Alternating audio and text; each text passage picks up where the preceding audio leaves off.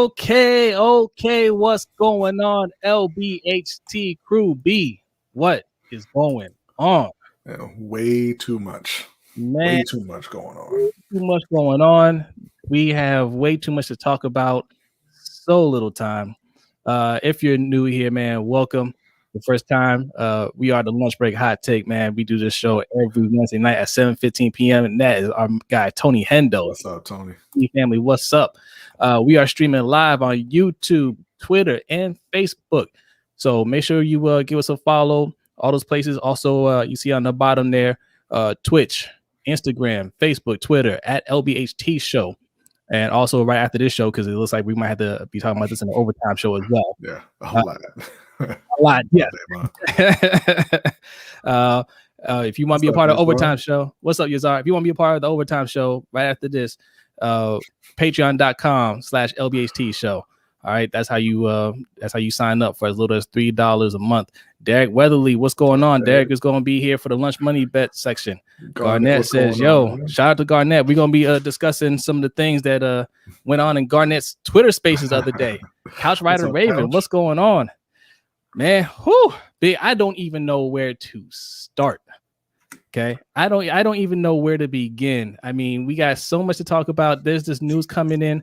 Where do you want to go with this, man? I think we'll start the same way we start every week. I'm gonna set you up for that. I didn't forget about that. I'm just saying, before we even get into that, let's go down the line. Okay, I have an idea. I have an idea how we're gonna start this. But before we start that, we started, like B says, every week with a Black History fact. And B's got Black History fact for you. Yeah, so again, we're not so much a Black History fact this week, but kind of going back to another current event, something that we mentioned a couple of weeks ago. There are still protests going on at Howard University. You can follow that online with the hashtag Blackburn Takeover. Students have been kind of sitting in on one of the university buildings for a little over 3 weeks now. Kind of protesting the fact that the student housing in Howard is mold infested, has rat and roach problems. The administration is unresponsive and refuses to meet with them to talk about it. They don't even have enough of the substandard housing for all of their students. So they've been out protesting for that, trying to get meetings with the administration. They've been unsuccessful up to this point. The Howard administration has been kind of holding the line, as it were, and now they're even going as far as trying to intimidate the student paper, the Hilltop, trying to kind of control their coverage a bit. And yesterday went online and blamed the students for some of the cafeteria workers being laid off. By Sodexo, yeah, right. Yeah. So not a good situation there. Not the way that you want to be seeing the university treat these young people. But again, if you want to follow that and maybe reach out and support for those students, go on Twitter. You can follow them at hashtag Blackburn Takeover. That's right. Yes, support those brothers and sisters out there. All right. We have a few breaking news. Man, everybody got new avatars. Yeah, look, I just can't recognize people. What's going on, Ferris, he says LBHT crew. That's right.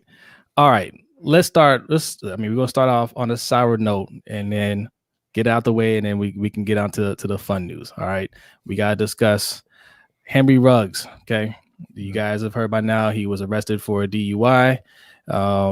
Pretty serious stuff. Somebody ended up losing their life. More details came out today about just how bad it was. Yeah, Henry Ruggs, he's going to be charged with DUI resulting in death. He was going 156 miles an hour just before he kind of went into the other lane and caused an accident that killed a 23-year-old woman. And we found out today that he was, I believe, at least 2 times over the legal limit. And also had a loaded gun in the car, along with a friend of his who was also seriously injured. So he was obviously cut from the Raiders. He was arrested, and it looks like he's going to be spending some significant time in jail. Yeah. Look, man, like I know it's cliche for you guys. I know especially you young guys, or even older guys. Like, I mean, you hear all the time, don't drink and drive, right? But yeah, man, like it's serious. It doesn't seem like a big deal if you drink a little bit too much and you just driving right down the street. You say, hey, what's the big deal? That's the big deal, because sometimes you just don't know how much you drunk it. You don't know when you're intoxicated to where you can't function, right? You think you're in control, but you're not really in control. So it's a tough lesson for him to learn. And I think he's going to spend a little time in prison, unfortunately. And man, I know he wasn't intending to hurt anybody, but look, what can you say? You driving 156 miles per hour. That's just not normal, right? Like even without the alcohol, I mean, that would have put him in prison. Yeah. Okay. Listen, I mean, I agree. I don't believe that he was out there trying to hurt anybody, but he was being stupid and reckless, and he killed somebody. So, it kind of is what it is. He's going to be going away. And he took somebody's life and probably ruined his own. Yeah. I don't know look, I don't think he's going to play football again. I mean, he's super young. Right. So, I mean, you can't completely shut out that window, because I mean, I don't know how long he's going to go away for. I don't know. In Las Vegas or state of Nevada, I should say, the minimum's 2 years, the max is 20 years. So anywhere between 2 and 20 years he could go away for. But, let's say it's 5 years, right? 5 years from now, he'd be like 28 years old. Yeah. So, I mean, yes, it is plausible that he could come back, because I mean, he's a world-class athlete. But, he should be not thinking about that, right? He should be thinking about life outside of football and outside of prison when he gets out. Because, it's a possibility, but I think it's a small possibility. Yeah. Like I said, the minimum is 2 years. If he goes away for 2 years, I think he'll be back. Much longer than that. And I think that, the league will move on. Yeah. Just like we're going to right now. Yes. And real quick, hold on, let me get the right background here. There it is. There we go. Real quick, you see the pinned comment? Okay, that's what we use as a super chat. We don't do super chats. We use Streamlab, and right below B, $ LBHT Show. Okay, that's for our Cash App. This way. There you go. Yeah, right there. All right. Look, we're going to be going through a lot of stories. All right. We're going to try to get to your comments, but we have a lot to cover tonight. So we're going to be running through it. If we miss your comment and you really need to be heard, go ahead, hit up that Streamlab or hit up that Cash App. All right. And shout out to our guy, Mikey, man, from Off the Record Podcast. He said, I'm wondering how this will pan out compared to Dante Stallworth. Stallworth only spent 30 days in prison.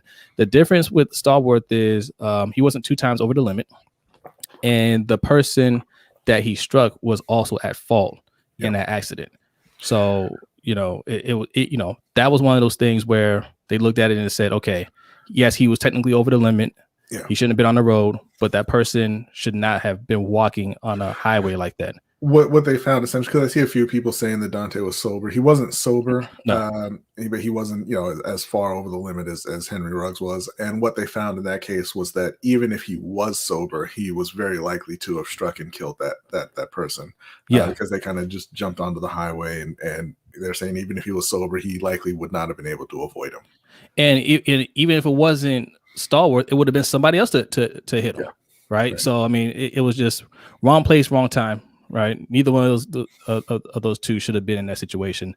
So that's what happened with Stallworth, right? Yeah, and that crushed him, like that crushed him. So I mean, that's not the Ruggs situation at all. No. So, all right, so yes, the Couch Rider said he called the cops on himself. Yeah, he struck somebody. He didn't intend to, and he didn't think he was intoxicated either. Right? He thought, because he went home and went to sleep, and he thought he was good to go. So that's he thought he was being responsible. The opposite of what Ruggs was doing. Ruggs was just like, look, the gun. They brought the loaded gun in the car. I hope that was registered, but if it isn't, it's all those charges plus with a weapon, with a deadly weapon. So. Sheesh, man. That's crazy. All right. Let's go through these, man, because we got a lot to go through. Okay, where do you want to go next? Do we want to go? Do we want to talk about Odell? Because I mean, Man, that's Odell.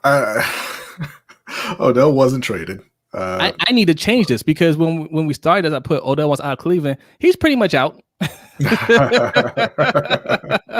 So yeah, his father put up a highlight reel of all Baker's greatest misses. Every single time that Odell was open and Baker couldn't get him the ball, and essentially asking for a trade at that point, right?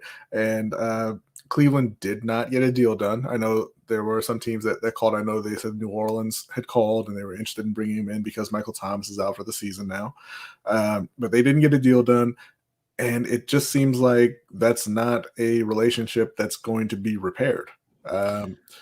Baker said that he would like an apology. And I'm just like, apologize for what? Odell didn't say anything, and he's right. But yeah, so today the Browns kind of send him home essentially. Like they just let him miss practice, and we'll see where it goes from there, I guess. So there's so much to unpack from this. When I set up this stream, all it was, hey, Odell's dad was on Instagram, sticking up for his son, right? Just saying, hey, Baker's not doing a good job.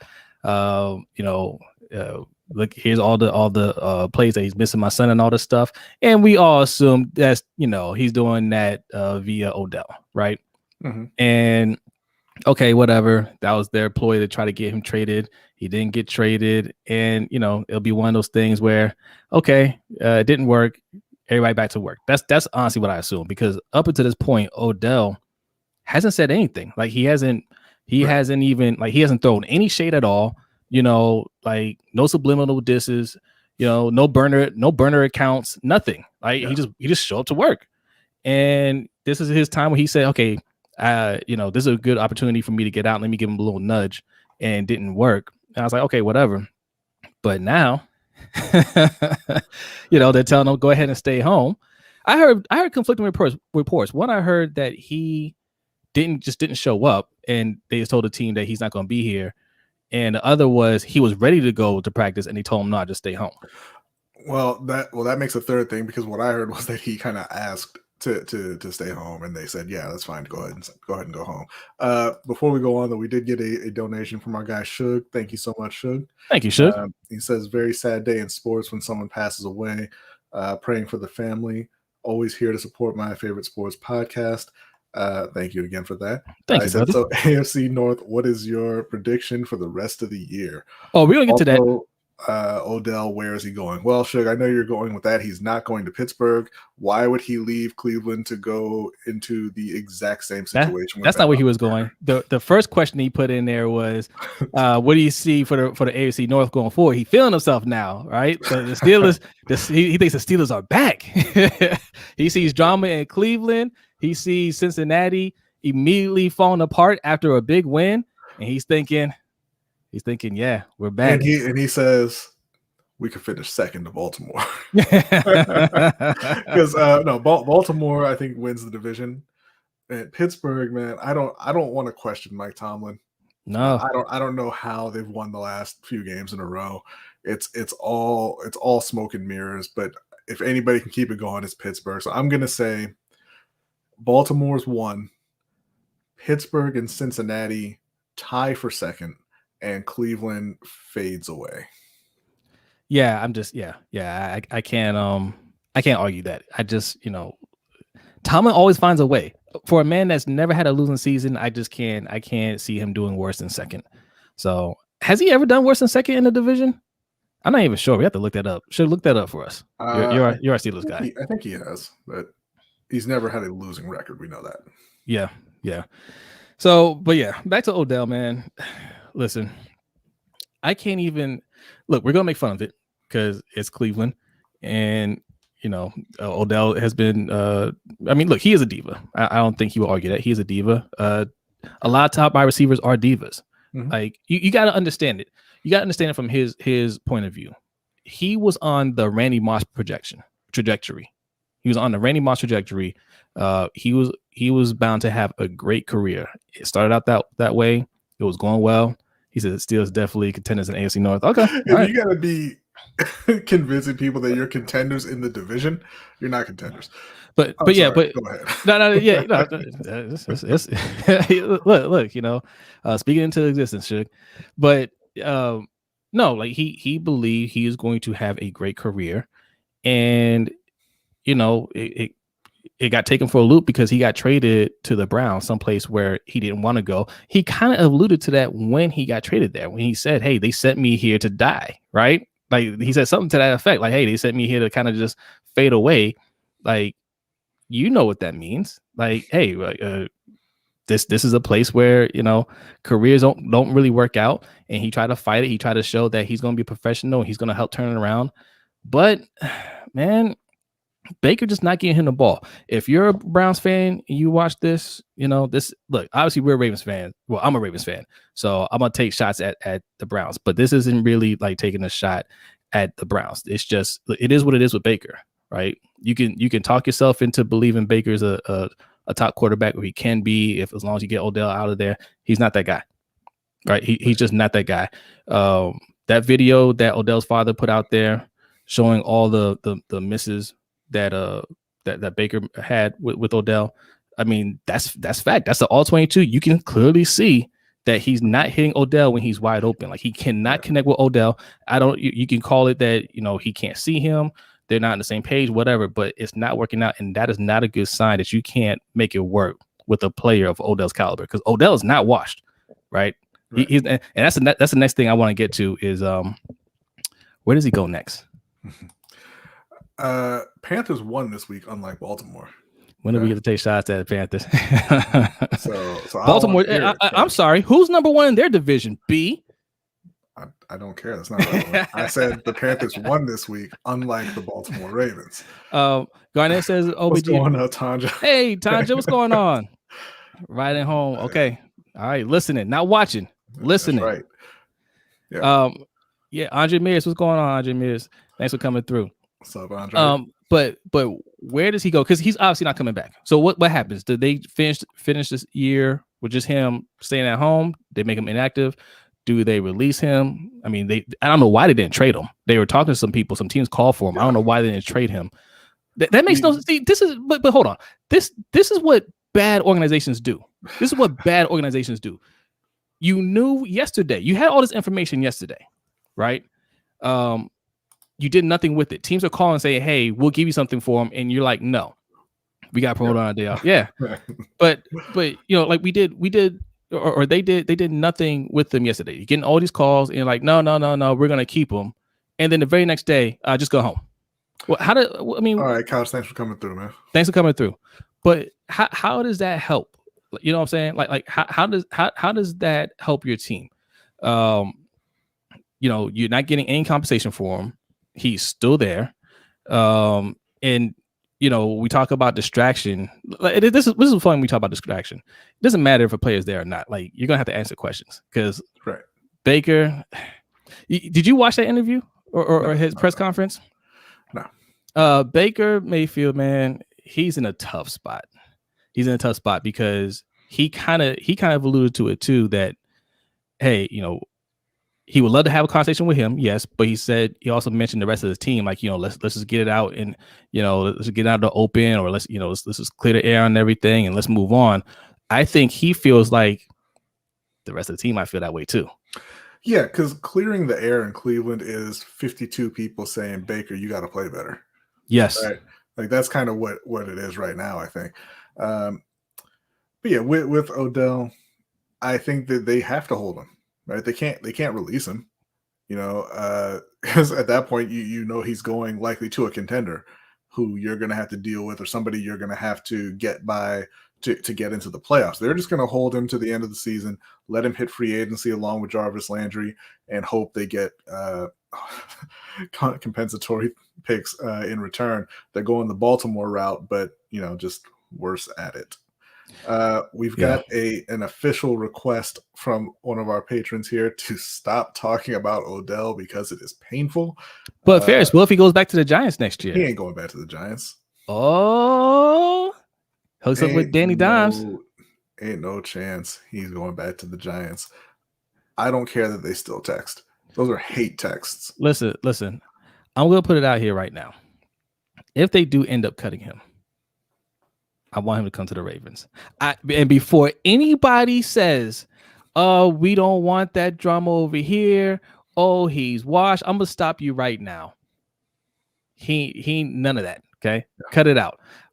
We can handle divas. Divas are fine if the team is doing well and or that player is doing well. So we're not gonna have a problem with that. If you're saying, "Hey, where's he gonna fit?" You know, we got all these wide receivers now. Where's he gonna fit? I'll tell you where he's gonna fit. He's gonna fit in spot 1. right on top of the depth chart. And listen, Sammy Watkins signed a 1-year deal. He's way better than Sammy Watkins. And he's going to come at a reduced price, most likely.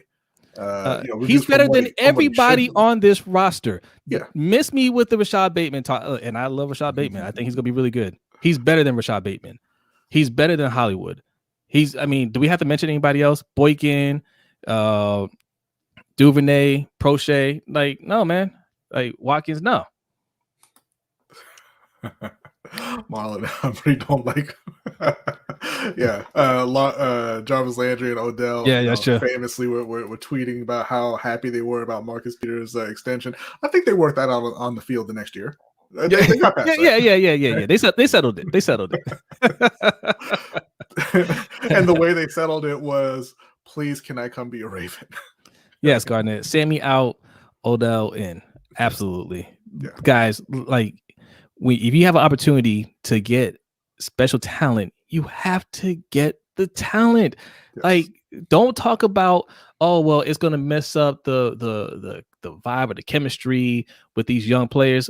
Forget them. They're not Odell.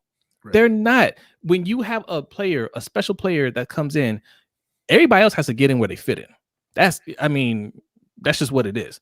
And I know he didn't show it in Cleveland, but there's some video evidence out there that suggests that had nothing to do with him, right?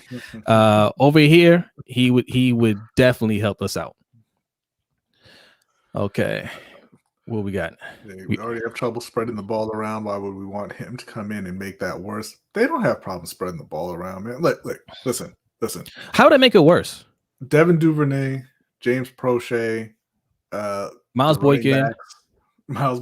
They don't need targets. None of them need the ball in their hands. Don't. Yeah. If they want to go out there and be decoys, that's fine.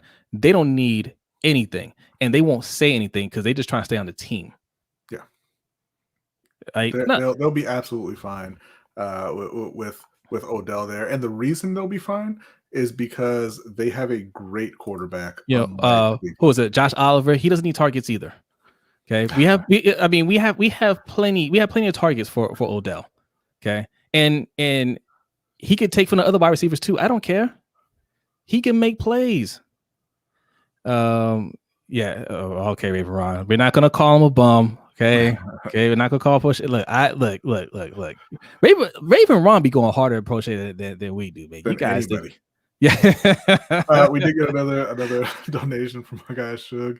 He says, Brodny, stop hating on my Steelers just because they're better than the Panthers. Steelers have never finished worse than third since 2007 under Tomlin. Also, everyone make sure you check out Ferris play-by-play announcing on YouTube. Yes. That is right. Yes, we'll have to put that link out there making dreams come true. But look, dreams. But doing a great job. Yes, for sure.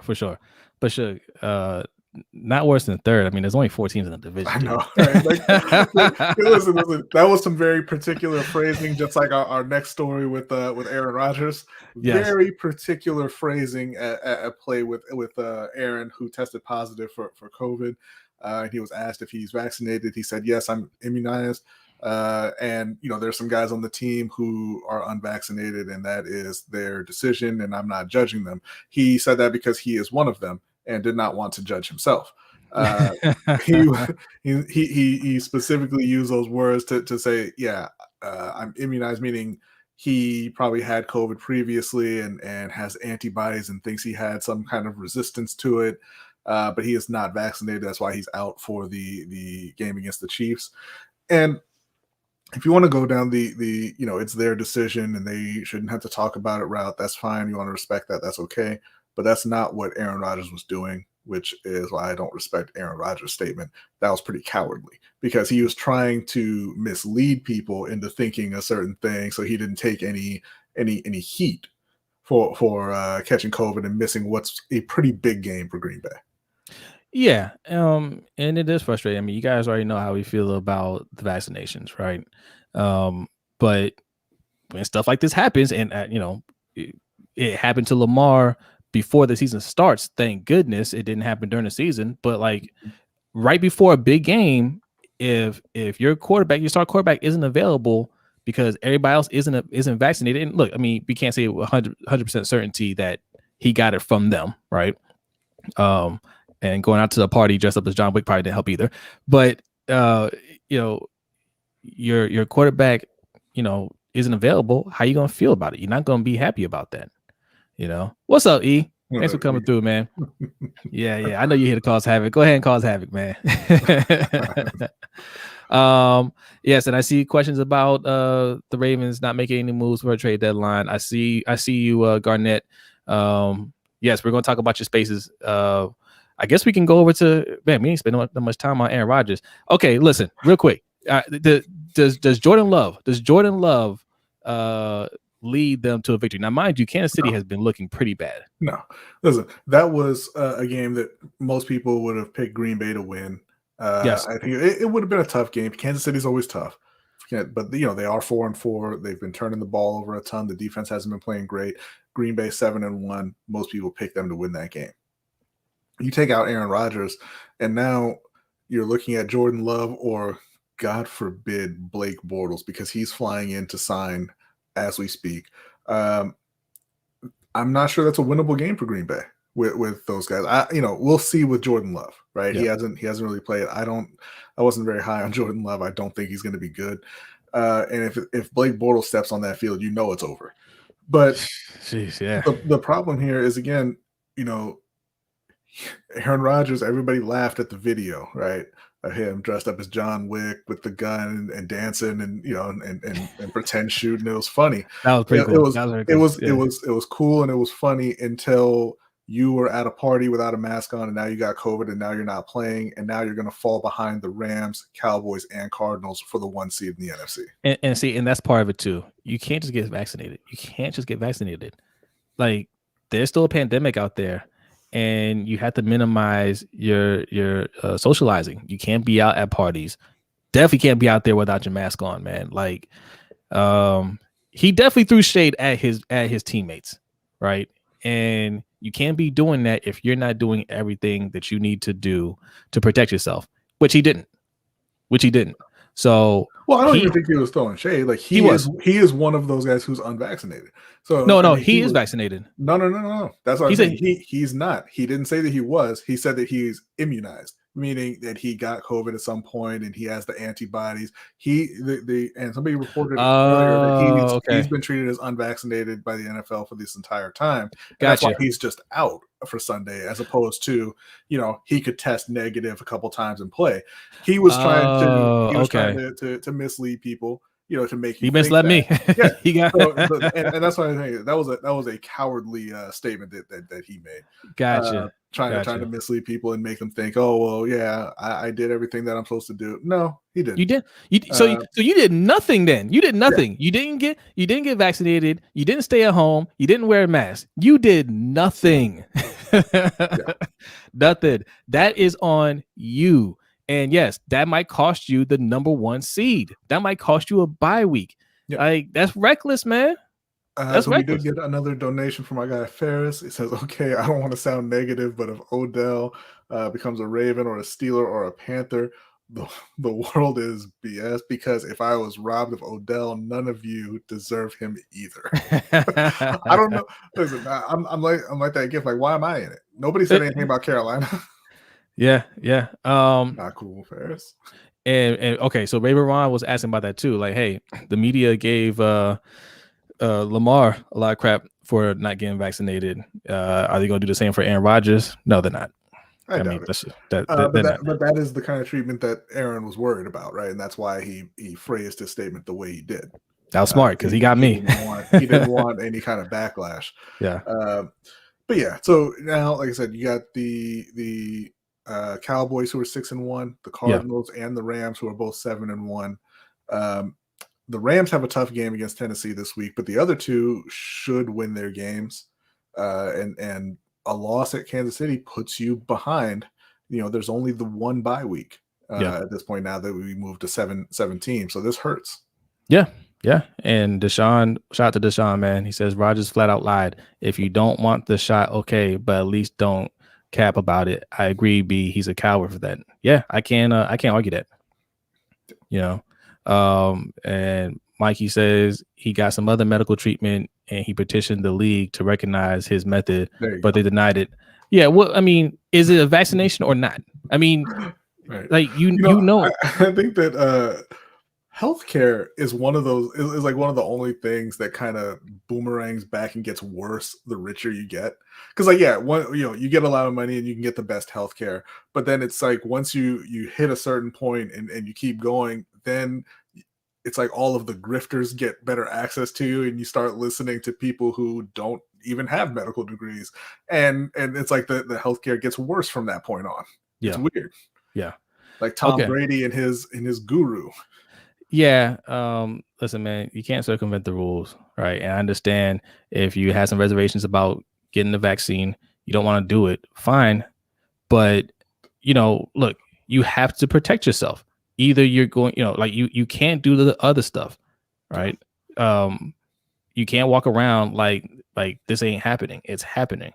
And for somebody like Rodgers, who's very intelligent, he's very smart.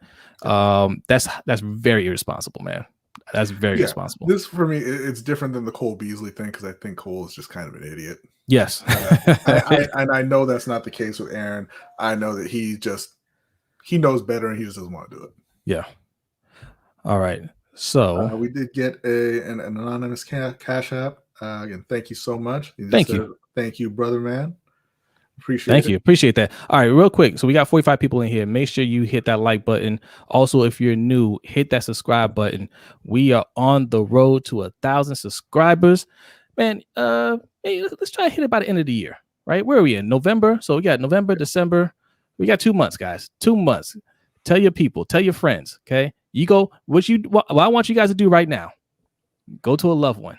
Say, hey, loved one, do you love me? You do?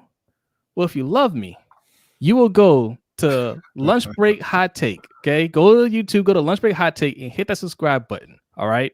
And then tell a friend, okay? Do that, and we're going to get to 1,000 subscribers real soon. Much appreciated. And if you want to be awesome, like Ferris, like Suge, like the anonymous donor, there are a couple ways you can do that, okay? Right below B, $ LBHT Show. That's our Cash App, okay? In our pinned comment, that's for our Streamlabs. Don't be afraid to click that link, okay? It's going to take you someplace nice where you can donate, you can leave a comment, and we will read that on air. That's what we use as a super chat, all right? Also, if you want to hang out with us after the show, we do an overtime show for our patrons. If you want to be a part of that, right below me, patreon.com/LBHT Show. All right, we'll talk more about that in a little bit. We need to get to some Ravens talk, okay? Although Raven Ron says Aaron Rodgers said he got plenty of tussin in the cabinet, he good. Yeah. Our guy Keenan Ricketts says if you don't get the vaccine, at least quarantine and wear a mask. He want to act like John Wick. Exactly. Listen, I do appreciate him acting like John Wick. That was pretty funny. But you can't do it in your house. Right. Right. And we did get another anonymous cash app. It says most excellent job, brother, man. Thank you so much. Thank you, man. Much appreciated, man. That really helps us out, man. Thank you very much. All right, the Ravens are back. They are back, guys. Can't stand y'all Ravens fans out here acting like it's been months. Talking about football is back. Oh, there's football this Sunday. It's been a week. Man, we are back. It seemed like forever, but you know what? We need that rest. We're back at number 1. It's all good. It's all good. Yeah. Back at number 1 and back for a replay of the previous week's nightmare because I don't think y'all learned how to tackle in a week. Oh, I see how it is. I'm just saying, listen, Minnesota is a very, very tough team, right? They are. Dalvin Cook, Alexander Madison, Adam Thielen, Justin Jefferson. It's gonna be really, really tough. It's gonna be much tougher than I think a lot of people are thinking about. So there are two parts to this topic I want to talk about. Obviously, the game coming up, I'm going to discuss this because, yes, I do agree with you. It's going to be tough. And the second thing is, because I see the comments in there, we got to talk about their lack of activity during the trade deadline yesterday, right? But, yes, let's preview the game. Like B said, they have all the firepower on the offensive side, the Vikings. And we just haven't been doing a good job of doing anything really on defense. We had maybe 2 good games. Now coming out the bye, historically we're one of the best teams coming out the bye. So I do believe, we're a fake number one in my eyes. We're not number one team or number one defense, because we're not even close to being number one defense. Yeah. So, but the defense, like I said, they had the talent. They can be better. They're just not. I don't think they're being coached well right now. I think we have a coaching problem. And on that note. Did you guys know that our genius DC has been playing Oweh at defensive tackle for the last 3 weeks? Everybody's playing out of position. He's switching guys around on the D line because he's trying to get pressure, right? Oweh was doing a good job on the edge, getting pressure, and he's like, okay, we're not getting in the middle, so let's swap some people around. They're trying to use them like Pernell McPhee, right? Because Pernell McPhee did that a lot, but it's not working. Right. Do something else. Stop blitzing. Start with that. Okay. You don't have to. I know you want to get pressure, but if that was a concern, you would have invested more in your edge rushers instead of trying to go cheaper. Because that's what they did. I know everybody loves Oweh pick, but they just went cheaper. They weren't really expecting a whole lot there.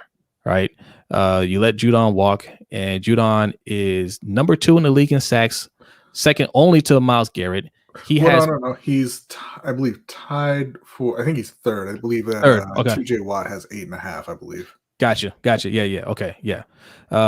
More sacks than pretty much everybody on our team, man. Combined. Yeah, he's got more sacks than Houston, Oweh, and Bowser combined. Man. Judon's having a fantastic season. Yeah. He really is. So, but yeah, look. We'll see. Come out the bye. Historically, we're pretty good. The Vikings aren't a good team. Like, they have a high power offense, but they're not a good team. I expect at very least our offense to take advantage of their defense, even if it has to get into a shootout. Especially with Danielle Hunter out. Yes. Looks like he may be out for the season. That came out right around the same time as Derrick Henry being out for the year, so I think that kind of flew under the radar a little bit. But Danielle Hunter, another great player, gone for the year. Yeah. So I am expecting the Ravens win. I'm not going to predict any more blowouts for the Ravens though, because we just no. I expect us to win. Is 10 points a blowout? That's not a blowout, right? I'm gonna say by 10 points. I'm going to say Ravens. I think it depends on how the 10 points happens. I'm going to say Ravens. Yeah. I don't even feel good about the 10 points. I'm going to say Ravens 27, Vikings 20. That's what I'm going to say. Okay. Yeah. I think Baltimore gets the win too. And I'm predicting the win because because of Lamar versus Kirk Cousins, really. Kirk Cousins is having a really good year. There's a lot of people talking about Kirk being a top quarterback, and Kirk is a MVP type player. And no, he's not. But what you see with Cousins and Lamar is Lamar throws the ball farther than any quarterback in the league on average. Right? Yeah. I believe it's at like a little under 11.5 yards per attempt. Nobody else is even at 10. And Kirk Cousins is the most accurate quarterback in the league because he throws it shorter than everyone else. He's more conservative than everyone in the league throwing the ball. And I don't think that that's going to serve them well in a game with the Ravens. I think that Lamar is going to be able to put up just enough points for them to win. And I think Kirk Cousins, being that conservative, is going to hold them back from being able to take advantage of Baltimore's defense. So I am going to take Baltimore, and I'm going to take Baltimore, I think 28-24. Okay. All right. So both of us are picking the Ravens to win. Tanja does not like what you have to say. She said, we're going to see Brodny. I just picked them to win. She says, do what they did against the Chargers game. They was tackling then. They was tackling a little bit, but the Chargers were just playing poorly in that game also. Yeah.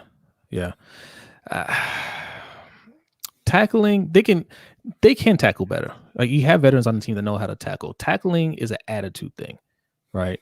And that's why I always look at the coaching when we're playing poorly, because especially when we're missing tackles, the whole team's missing tackles. The coach is not getting them prepared for the game. Sometimes you have to be that motivator. If you don't want those guys on the team that are going to be those alpha dogs, right? You have to be that as a coach. And, sometimes they just look flat-footed. They just don't look ready to play. But after getting crushed, at home, and you got a whole week to think about it, a whole 2 weeks to think about it, you come out a little bit more motivated. So yeah, I think they're going to tackle better in this game. Mm-hmm. But look, somebody asked, are we going to be able to contain Dalvin Cook? I don't know about that. Dalvin Cook is again. This is what we've been saying for the last couple of years. You contain Dalvin Cook by scoring some points and taking him out the game. Yeah. What's up, Jason? Finally here. What's up, man? He says, honestly, he just wish that he would join earlier. Man, listen, you can see the replay. It's all good. Yeah. It's all good. Raven Ron said Captain Kirk is equivalent to Captain Chesapeake. Done. It's a little shout out to the overtime show there. Yes. All right. The second part of this discussion, I want to bring up the trade deadline, right? Yeah. And the Ravens non-roll at the trade, at trade deadline. Mm-hmm. We obviously had some needs. Right, the number one thing being O-line, D-line. I know people are maybe hoping we got Fletcher Cox, and that wasn't, I knew that wasn't going to happen. But we, like usual, did nothing. And Garnett had a Twitter Spaces. Make sure you follow Garnett on Twitter. Well, put your handle in there, Garnett. Is it just Garnett West? I think it's some numbers on it too. But make sure you follow him, because he's usually doing Twitter Spaces, and a lot of people come through there. You'll see Engraven come through there. I'm in there. You'll see Sutton Def in there from Purple Rain Podcast. Like, a bunch of people go in there and chop it up. And there are a lot of conflicting opinions, and you guys already know how I feel about about some of the gatekeepers there on Twitter. But it's still a fun conversation. It's a respectful conversation. There are a lot of people that felt like we shouldn't have made any moves, because we didn't have the cap to do anything. The IR returns of the trades that you received wanted better players, though. Right? Yeah. I want something better than that, because none of those guys coming off of IR can block. And we're looking at what's his name from Philly, Andre Dillard. We're looking at Andre Dillard, and I know some people are like, yeah, he's not really a starter, or yeah, he's not that good. How much are you gonna really give up for him? Over here, he's a starter, mm-hmm. And I will give up whatever they're asking for. They're not asking for a first round pick, so why do you care? What would you care if they said a second round pick? I don't even think it would take a second round pick, by the way. Right? We're talking about third round or a third and a fourth or some combination like that. I don't think they would ask for a second round pick. Why would you care? Right. I wouldn't care about the second round pick. Damn sure wouldn't care about third or fourth round pick. We have like 4 or fourth round picks. What are we going to do with those? What do we ever do with those? Nothing. Outside of J.K. Dobbins, and J.K. Dobbins was hurt this year. I mean, he's still, we're projecting a little bit with J.K. Dobbins. He hasn't actually been that guy yet. But outside of Dobbins, what second round pick has really panned out for us? There you go. and Garnett had been I see your comments. I see you commenting. I was in his spaces yesterday, and he was giving some praise to Eric DaCosta. And I wasn't trying to be Debbie Downer, but he gave Eric DaCosta a letter grade. And while I'm telling the story, I want you guys to real quick, how would you grade Eric DaCosta as a GM up to this point? I'm just curious, because Garnett graded him a B minus. Do you guys agree with that? Higher, lower? Let us know. Go ahead and put it in the comment section. And Garnett, and a few other people were co-signing, and they're saying this to Garnett. It was a fun conversation. Keenan Ricketts says 2. 2 what? No, letter grade. He's not even on the scale. Manuel says A. And shout out to Manuel. He was there too. Ron RTV says C plus. Tony Hendo says C minus. Davon says early, but a C. DaCosta gets a C plus for me. Deshaun says C plus C. Okay. C+. Emphasis says C. Keenan Ricketts says D minus. Eric L says D minus. Okay. So I asked Garnett, and I'm gonna ask you guys. Now I'm gonna ask you guys. We mean with Eric DaCosta. And Torrey Smith was a long time ago. He played a whole career. Legend says a C. E. Okay. Yes. I. Incomplete. Okay. Great. Now I'm going to ask you guys exactly what I asked Garnett yesterday in the Spaces. Yes. I threw this question to Garnett and really to everybody in the Spaces, and it stumped a lot of people. Name the top 3 draft picks made by Eric DaCosta. Who were your top 3 picks? Because most people got to 2 and they had to think for a while, right? And I said, look, he's had over 30 picks in the last 3 years, right? I think one year we didn't have, I think we had maybe 9 picks one year. Every other year we're having 11, 12 picks. Yes. I'm giving a B based solely off flipping Kari Vedvik for a 3rd round pick. What do we do with that 3rd round pick? No, but that's a tall tale right there. Like that, he traded Vedvik for a 5th. Yeah, and then they did whatever they were with it. But he traded Vedvik for a 5th round pick.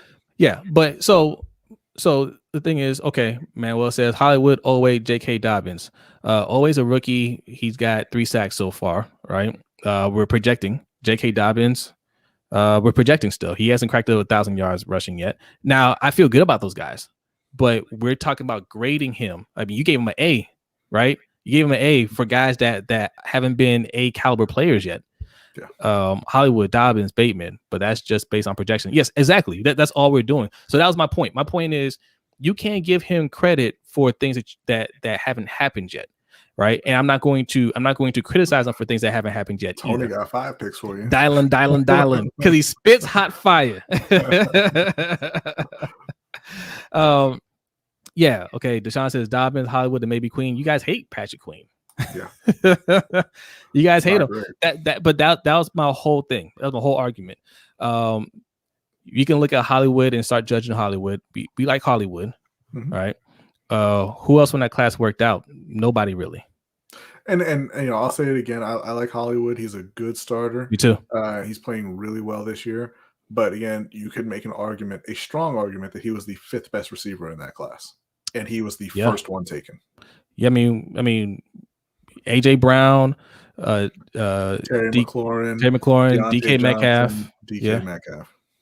Yeah, I mean, maybe you like Hollywood more than a couple of those guys. But you can, like I said, you can make a strong argument that all 4 of them are better than Hollywood, and all 4 of them were available when Baltimore took Hollywood. Yeah, Deontay Johnson has a case of the dropsies too, right? I understand if you want to make an argument there. I don't think there's really any real argument for Terry McLaurin. Yeah. Deontay Johnson might be worse though, but I don't think there's any argument for Terry McLaurin. And if you don't agree, you bet. It's painful, but go watch some of those games. But yeah, the point is, none of these guys have really gotten to the level where you're like, man, we really like EDC really did his job getting these guys. Again, we're projecting on Oweh. He got off to a hot start, and we're all high-fiving each other, but we haven't said much about Oweh since 3 weeks now. Mm-hmm.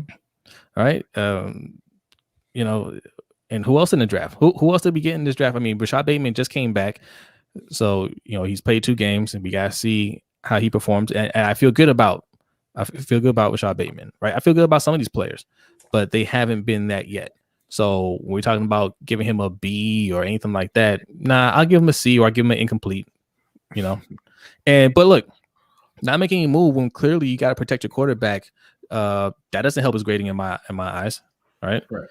Don't be afraid to give up picks to get players, because we're not going to draft anybody, right? We're not going to get anybody third and fourth round if history tells us we're not going to get anybody that's really going to contribute like that. We got to stop thinking that we're making all the right moves by just holding on to our draft picks. You say Davon says Twitter drafted Bateman. I'm going to say Garnett drafted Bateman. Garnett drafted Bateman. Don't be stealing his credit. Okay. All right.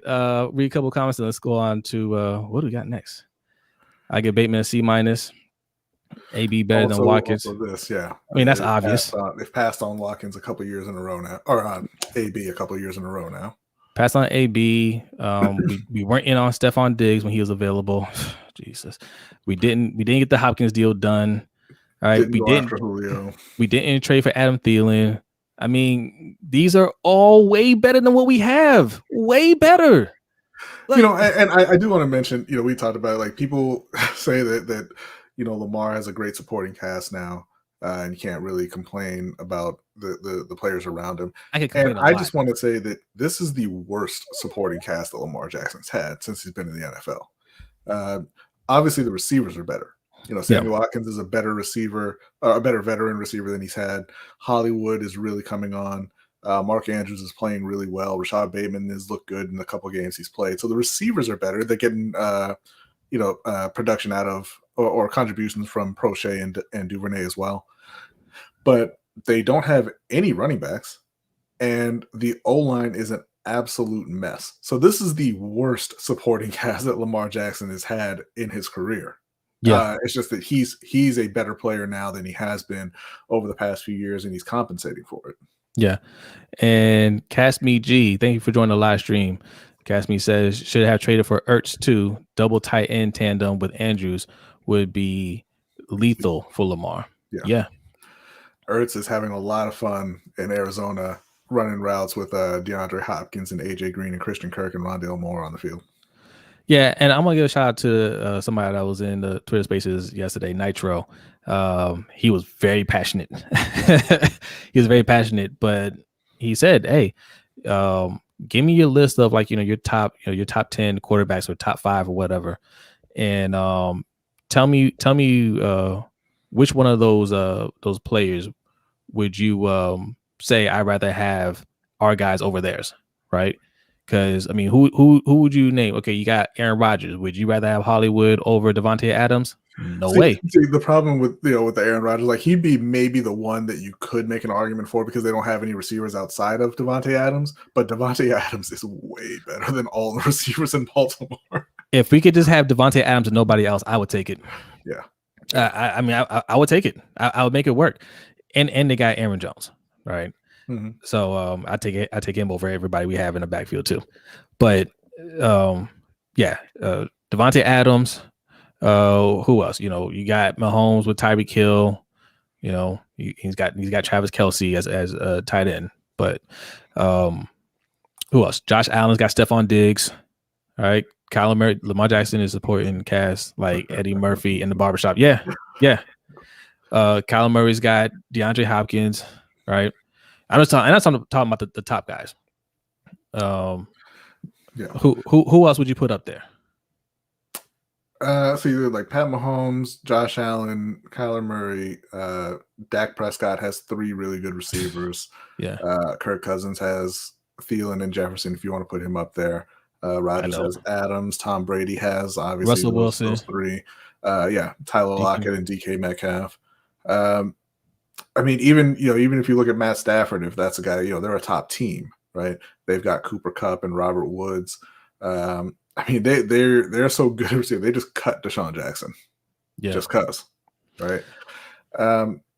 It's the supporting cast that Lamar has. It used to be in terms of the receivers, it used to be worst in the league.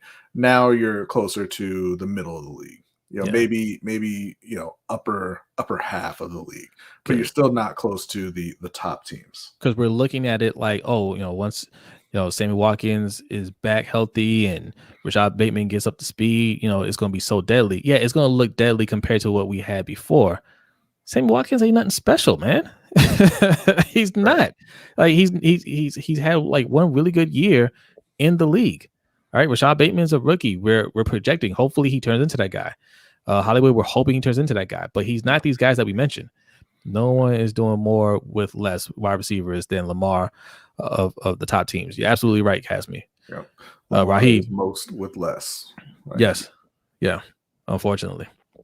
So RTV says, I've been saying this about Lamar's supporting cast for 2 years now. Yeah.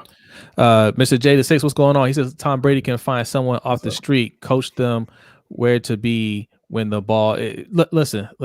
He didn't find anybody off the street. He's got 3 of the top wide receivers on his team as well. All right, Mike Evans. You got AB and Chris Godwin. Chris Godwin, right? Like those guys are ballers. They were ballers way before Tom Brady. And I think that you want to go and check out Kenbrell Tompkins because he was actually relevant for a preseason. He's never had a good season in the NFL. Now, The thing with that is, a lot of people talk about Tom Brady and then making receivers better and saying that quarterbacks should make their receivers better. Quarterbacks don't make their receivers better. Now you can put the ball in the right position, obviously, right? You can anticipate throws, hit guys in stride, kind of lead them away from the defense, lead them away from getting hit and things like that. But if your receivers suck, they suck. That's why Tom Brady, I don't know if you remember, I don't remember what year it was, but it was Rashay Caldwell, famously, because it was all that was the year before they got Randy Moss. Right, because the receivers let Tom down in that game. They were dropping passes all night, and the Patriots got beat. And that team didn't say, Tom, make these guys better. They said, all these guys are gone. They got rid of everyone. And they got arguably the greatest wide receiver of all time, and they went out and got Wes Welker along with him. Yes. And they went 16-0. All right. Okay. Man, we went through a lot there, guys. We went through a lot. Now it's time for you gambling degenerates, okay, to get your pen and paper out, okay? Get ready to write down these takes that our guy Derek Weatherly is going to give you, okay? It's time for the lunch money bets. We're going to go over this, and then we have a few more things to talk about, and then we'll do a bonus time, and then we'll get to the overtime show. But right now, we're going to bring up our man Derek Weatherly, clean shaven. Oh, he's got the back cap on. Okay, I see it, Derek. What's going on, man? Through with the lid game. What's going on, fellas? What's going on? How we do last week, man? Well, we finished 2-3 on the week. Unfortunately, we was one Arizona debacle at the end away from a winning week. That touchdown would have beat the spread, or at minimum a field goal there. Maybe see the touchdown in overtime. But regardless of whatever happened on that play, we all saw what occurred. Unfortunately, they didn't cover, and that's what pushed it to a losing week. But other than that, I was pretty happy with the week. I did lose the Carolina game, but I said going into that, it was an ugly game. I told you they was going to win. I said it. Yeah, but something else to look at. Both teams didn't cover their point totals on the game. Yeah. And so in line with what I was saying, the winning team had 4 field goals and a touchdown, and they won the game. I'm not sure anybody would expect that side to win in a scenario. But, we performed well with the primetime games. I came on here and told y'all that the Giants would cover that big spread, that KC does not have it. The struggles, whatever is causing them, they exist. And that's all you need to know. Yes. So going into this week, for the Carolina game, we have a bit of a revenge game with Gilmore. We didn't see much of him in first week coming back off the PUP list. He only saw about 17% of the snaps, but I expect he'll see more time on the field. But he looked good when you saw him out there. I will say that. I like Carolina plus the 4 with Shaq Thompson being out there and leading that defense. I think we're talking about the defense that we saw in the first 3-4 weeks of the season. And that's not what we saw these past couple weeks. And even with the potential PJ Walker situation starting, I think that plus 4, they might win outright. It might come down to a field goal game, but I will be on the Carolina side with that one. in the Baltimore game, something I highlighted in the past, something that I was on when they were playing Cincy. I do not like them as a home favorite. I know when I first originally saw it, it was something like 1-3 as a home favorite earlier in the season. I do know that was before the Cincinnati loss, so that would just add to the loss column there. So I'm gonna be on Minnesota with the 5.5. That would fit with like a game score like what Brodny mentioned, a 24-28 game. Right. You know, potential where Baltimore wins, may not even be close, but a garbage time TD pushes you into that range where plus 5.5 is just enough. Yeah. Yeah. And that is right on line with Kirk Cousins too, man. The game's out of hand. He pads his stats. Yes, I can absolutely see that. Yeah. So see, and that's what you're looking at when you start trying to figure out some of these games is you try and handicap it yourself. You try and figure out and determine what you think will happen with the game. And if you come to a score that doesn't line up with some of the stuff you're seeing, that might be an indicator of something to pay attention to or to jump on that game. You know, like I said last week, the Giants did not have faith in them being a strong team, but that big spread, a struggling offense on the other side of the ball. Yeah, they lost, but they covered well on that spread. You know, most of the fourth quarter, you weren't sweating that game if you took the Giants. Yeah. Yeah. All right. So my third game on the week, all right, I'll save the prime time for last. Yeah. We got Cleveland versus Cincinnati. I'll be taking Cincinnati minus the 2.5. Kind of back to what I was saying. You see an offense where, you know, on Cleveland's side of the ball where they're struggling a little bit. Not quite sure what to expect with the QB situation and Baker's health status and what might happen there. Oh, he's going to play. Yeah, but here's the question. Is he 1 or 2 hits away from being sidelined in that game? Yeah. And so, you know, and even if he was playing healthy, I don't have much faith in that offense with everything that's going on. I mean, y'all were already on here talking about the OBJ issues, situation, whatever's going on there.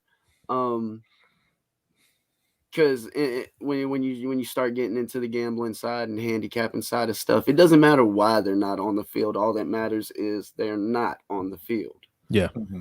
So, you know, talking about the offense not being at full strength, you got a quarterback who's dealing with injury, coming off stuff, not being at full strength. You got a team on the other side of the ball that's been streaky in the Bengals, but has played well offensively. I think more of their concerns have been on the defensive side of the ball. You know, not to say that they're a top team, but in this matchup at home, I believe they're at home. I'm not sure off the top of my head. But minus 2.5, close game. I'm going to go with the team with the better offense in that scenario. Okay. Then is it Chicago and Pittsburgh? That's the Sunday night game? The Sunday night game is the Titans and Rams. Pittsburgh and Chicago on Monday.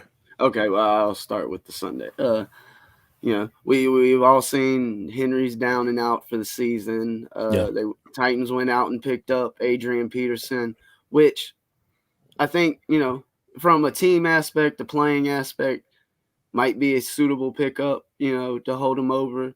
From something like the gambling aspect and things like that, you know, it's no different than any other pickup with injury.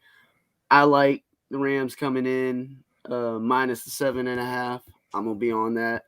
The Rams haven't had any issues scoring against teams all season long, and I expect more of that this game.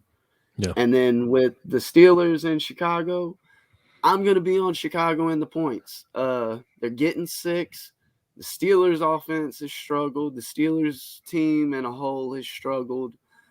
They don't have any run game. I'm not sure if Khalil Mack will be back for the Bears, but the Bears defense has played well for the most part of the season in my eyes.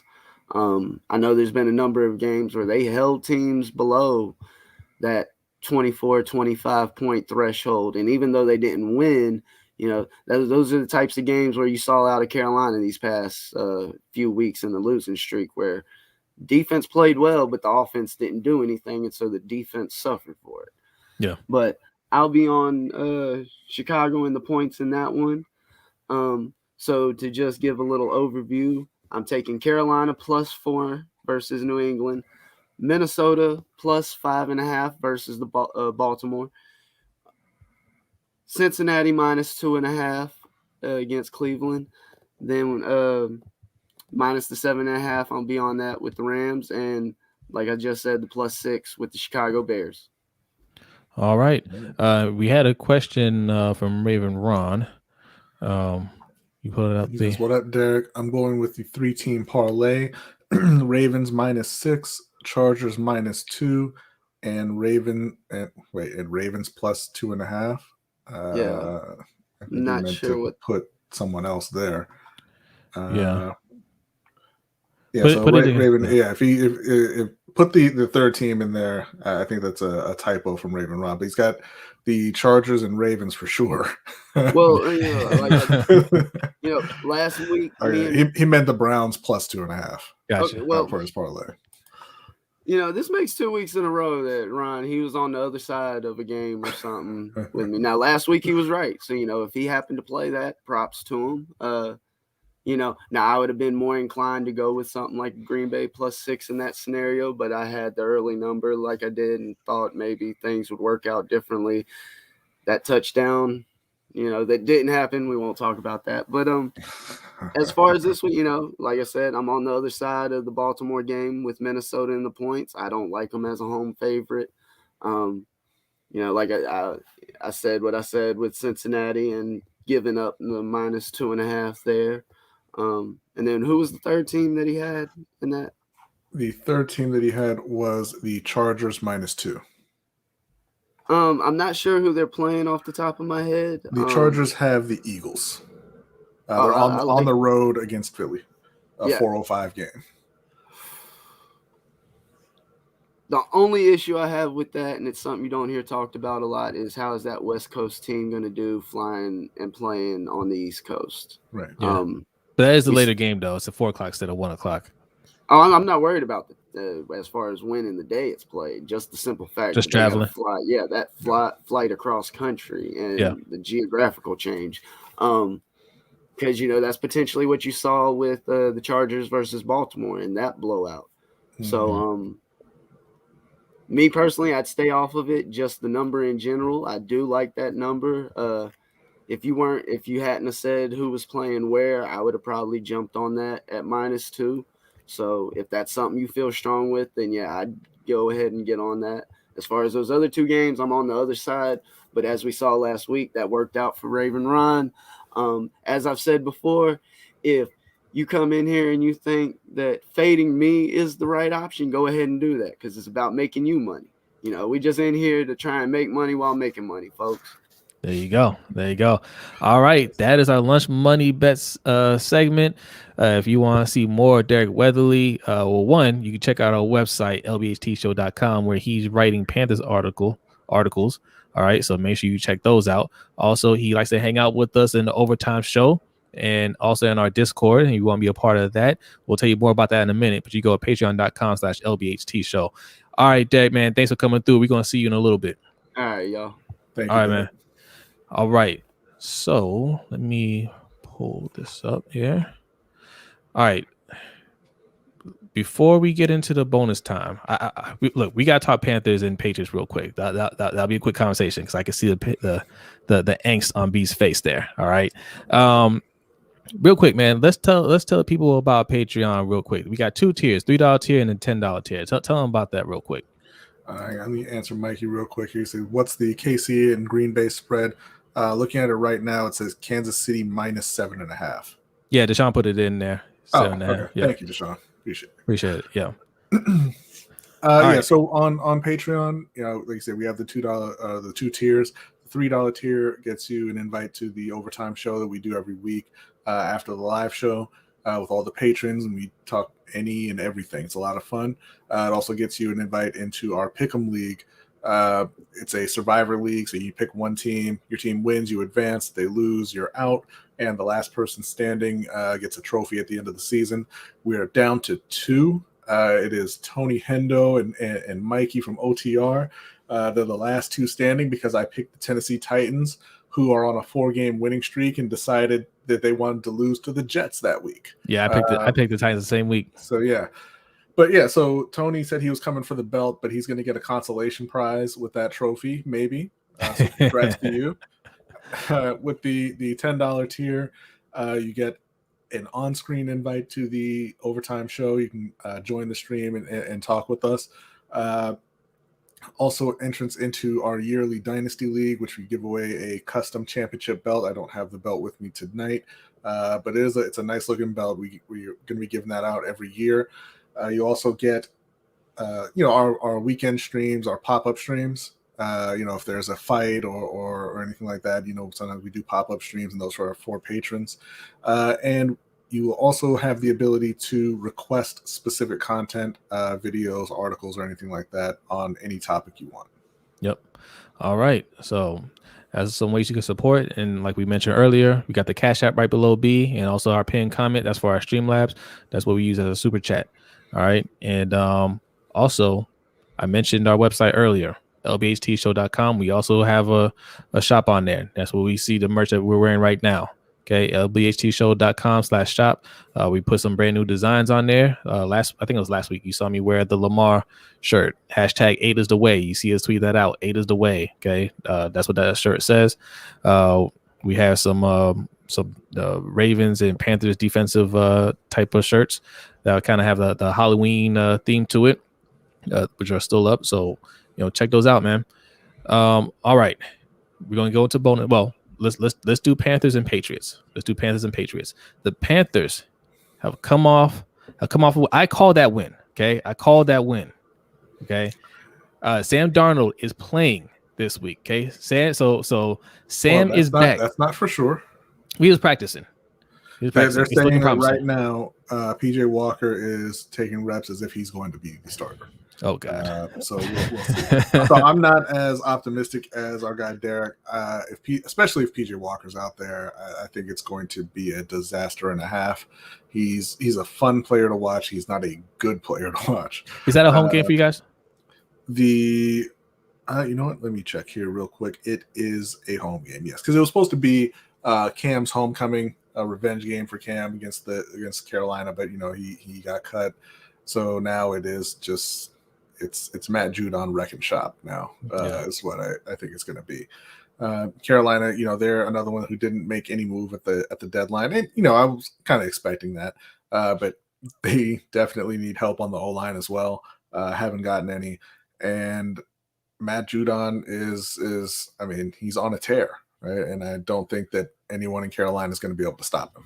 All right, real quick, Deshaun. Nobody likes a bragger. Team Stoner 7-1. Yes, he's in our fantasy football league. He's doing an excellent job right now. But look, you're setting yourself up for failure. Okay, it's not how you start; it's how you finish, my friend. All right. Yeah. Right. I'm picking the upset. I'm picking the Panthers. Look, listen. I know they came off a big win against the Chargers. But it kind of played into their hands a little bit, right? They do things well that the Chargers struggle with. And Casimir says 100 less than 100% Donald. What could go wrong? But no, it's going to be an ugly game. And this has always been Belichick's thing, right? Like Belichick can win ugly when he makes it ugly for a team that doesn't like to play ugly. But a team that's just like, nah, we're good rolling around in the mud with you. He doesn't do as well in those type of games. And that's pretty much what the Panthers are right now. Like they have to win their games ugly. And I think they're going into the game understanding that. If Sam Darnold or PJ Walker, I think they understand we're going to keep it low scoring. Your defense is going to keep they're going to keep it close because I'm not a believer in Mac Jones. I think you force him to throw the ball down the field on this defense, it's going to be a long day for him. So there'll be a lot of turnovers in this game. And for the Panthers playing at home, I think they come out with the win. I think it's going to be low scoring, like 13-10 or something like that. I think Bill is going to do his absolute best to, the word I want to use is protect, but I don't mean protect. I mean kind of limit Mac Jones, limit the opportunities that he has to hurt the offense. Yeah, I think you're going to get a lot of Damian Harris. I think you get a lot of Damian Harris, and I think you're going to get a lot of the tight ends. And I don't think you're going to see him going downfield very often. I honestly don't think you're going to see them passing the ball that much unless they're absolutely forced. That's why I think it's going to be close. It's going to be a lot closer than people realize. It could be. It could be. It is going to be an ugly game. I think it'll probably be a low-scoring game. How close it is, I think it'll be one of those games where it's not as close as the score looks.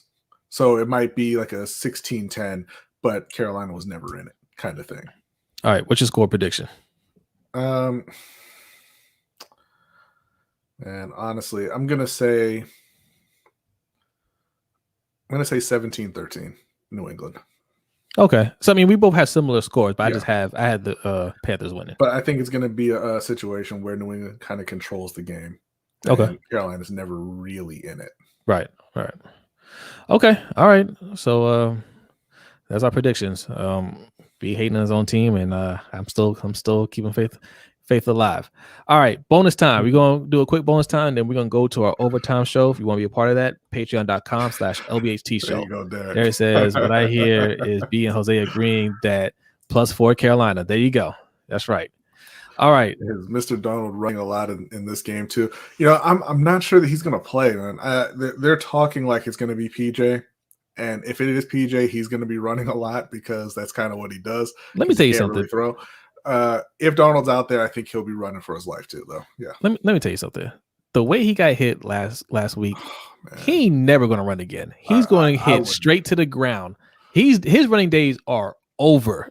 The one thing that every quarterback should learn from Tom Brady and Peyton Manning is it is not your job to take hits. Yeah. Lay down.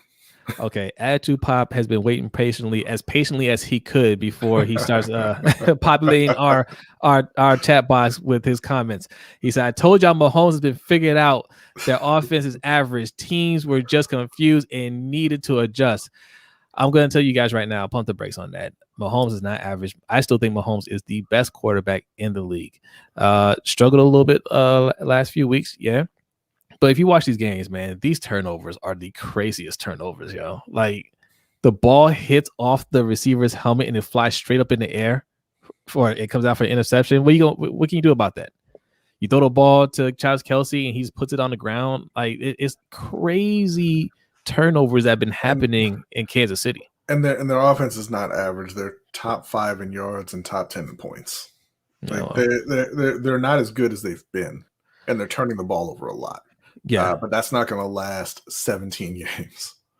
Right. They're playing sloppy right now. I think it's just a lack of focus and these crazy turnovers. But I think they start tightening that up, especially down the line going into the playoffs, and you're going to see same old Kansas City. This is true from Deshaun. I think Mahomes is most talented, but not the best right now. True. Yes, that's true. He's having a rough stretch right now. And part of it is him. Part of it is the receivers not catching the ball. But I think they'll get in sync. Yeah, right now, right. But like players go through slumps. But overall, we're talking about overall. I still think he's the best quarterback in the league. No, he's not. He's not the best right now. But when it's all said and done, he will. I think he's the best quarterback in the league. All right. Yeah. Raven Ron wants to know. Oh, okay. Going to Agent E. What's up, Agent E? Jose, I'm not going to lie, but the Ravens should have kept Judon because he's been going beast mode in every game. Yes. Yeah. Didn't I say that we should have kept Judon? Mm-hmm. Judon is a lot better than people realize. Everybody kept on looking at the sack number and saying, "Oh, he should have, he should have had more. He should have had more. He could have had more. He's that caliber of a player. He's a very good player. And look, after Sunday, he might be double-digit sacks through 8 games. Okay, I told B he could very easily end up between 15 and 20 sacks this year. Yeah. That's how well he's playing. All right, and we let that walk out the door because he had 8 or 9 sacks over here, and people are wondering, well, Well, why is that? How is he playing so much better elsewhere? Same reason Zadarius Smith played better when he left. Same reason why Yannick is playing better over in Vegas. You know, not much better, but he's playing better. It's because Wink ain't that good of a coach. He's just not. And his system doesn't allow edge rushers to really get off like that. So you can't just look at the sack number. You have to look at everything else that the player does. And Judon did everything else well. Yeah. Right. And we're expecting a rookie in Owe to do what Judon was doing. That was never going to happen. We're expecting Justin Houston, who's not the player that he used to be, come in on essentially a vet minimum deal to do what Judon and Yannick was doing. That wasn't going to happen. We downgraded all the way on edge rusher. So you get what you pay for. Absolutely. And let me go back to Raven Ron here. Was Mike Hilton's helmet hit on the Jets wide receiver a BS call or not? Don't get me wrong. I'm glad the Bengals lost. That one, I don't think I saw that hit, so I can't really chime in on that one. I think I saw the highlight of it. I mean, look, these calls, man, like it's tough.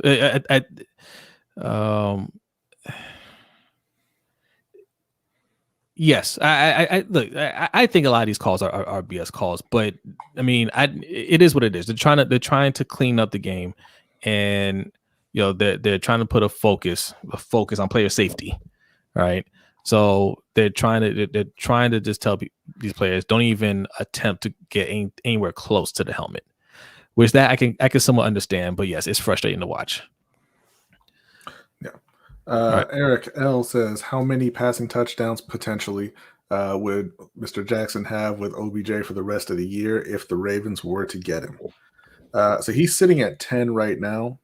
If they went and if Odell was cut and they were able to get him over their last 10 games, I would give him, I think, a good 25 to 28 touchdowns. Yeah. He's in. Yeah, like I said, sitting at 10 right now. I could easily see him averaging 2 touchdowns a game passing, moving forward. I mean, he still might get that, but Odell definitely. Odell just brings a different element. I know you didn't see it in Cleveland, and there's a couple things working against Odell. One is the quarterback, obviously, that we've been talking about, but two is Kevin Stefanski. Kevin Stefanski doesn't really his offense doesn't really call for a star wide receiver. It's the same thing with the Vikings. I mean, he had Stephon Diggs. Stephon Diggs was a lot better than what he showed even in Minnesota. I mean, he showed a lot in Minnesota, but he's showing even more in Buffalo. Yeah. You know what I mean? I just don't think that was a good situation at all for Odell. And in a lot of these plays, they're not even looking for him, which is the craziest thing. Like they're just not they're not designed for him to get the ball. You have someone in Baker Mayfield who is, I mean, they talked about this being Lamar when he came in the league, but it's really somebody like Odell who's really he's a one read quarterback. He'll do that one, maybe 2 reads, and he's getting rid of the ball. They don't want him trying to scale the field, right? Mm-hmm. They want to do a quick play action, get the ball off his hands quickly, minimize his mistakes. So a lot of times, if the play isn't specifically drawn up for Odell, if he's not that first read, he's not looking for Odell. That's why that 11-minute video showing all the plays where Odell was open and Baker wasn't looking that way, because he was never going to look that way. It's hey, I'm looking for this guy and I'm throwing it that way. I'm not gonna lie, man. Like I laughed at him earlier, but I'd be looking for an apology too. that's out of pocket, man. You got to tell your dad needs to calm down. Listen. He was hurt. As well. He was hurt. They asked him about it. He was like, look, I'm surprised. Am I mad? Or he said, or disappointed? Not disappointed. Just yeah, it's a little surprising. And he brought up his dad. He said,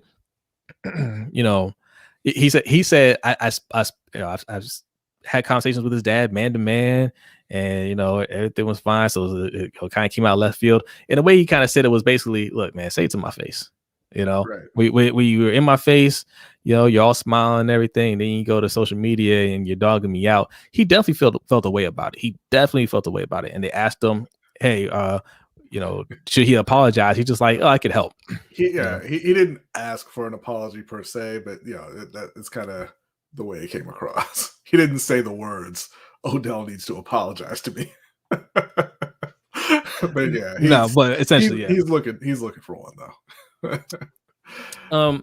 And crazy. It's, you know, yesterday, yes, I felt like Odell orchestrated this whole thing. It might have even been Odell on his dad's account, right? I felt like that was the case. He saw opportunity to get traded. It didn't work out. I honestly thought they would just go back to work, right? They have a conversation, they talk it out, and they go back to work. But sheesh, man, like this took a turn. Not just them sending him home, but Baker's response when he's just like, "Hey, you know, we got to talk it out as a team. We got to discuss this," because I think Baker's looking around like, who else feels this way? Right. Like, how many of y'all hopped on your burners and liked that video? And actually, you know, I thought that I saw that it wasn't even on their burners. I thought a couple of the wide receivers liked the video. They just went on there and did it. So that would be unfortunate. Yeah. And as an organization, tough, man, right? Especially when you're a bad organization, because yes, usually you want to side with your quarterback. Usually, and I'll be the person to say you guys side with your quarterback, because we had this conversation about RG3 back when he was with the Redskins, right? And yeah, people like Santana Moss and other players just kind of like openly like calling him out on a constant, consistent basis. And I always said, man, you gotta get rid of those people, right? They gotta go because you invested too much in RG3. And Santana Moss, it's not somebody you're building a team around. He's on the tail end of his career, like most of those players were. So they can all go. But in this situation, Odell still has a lot to give, right? And you're not sure about Baker. Like, Baker is due for his contract. Okay, yeah. But he getting paid. He getting paid. But yeah, he's due for his contract. You don't feel comfortable about it right now, especially knowing that you already have to play a limited style of offense with him. So much so that not just Odell's the one getting talked about, but probably your whole receiving core is not happy with this. Yeah. And, you know, like, who do you side with, right? Like, you want to show the confidence in the quarterback. You're doing the right thing in that. But damn, man, like, you guys send Odell home. Like, do we really want to be the franchise that couldn't make Odell look good? Because you know, wherever he goes, he's going to look great. He's going to look like Odell again. Right. So yeah, it's a tough situation, man. It's funny as a Ravens fan. I think it's hilarious, but that is a tough situation. Yeah. All right. You want to end it here and head over to the overtime? Yes. Let's wrap it up here, guys.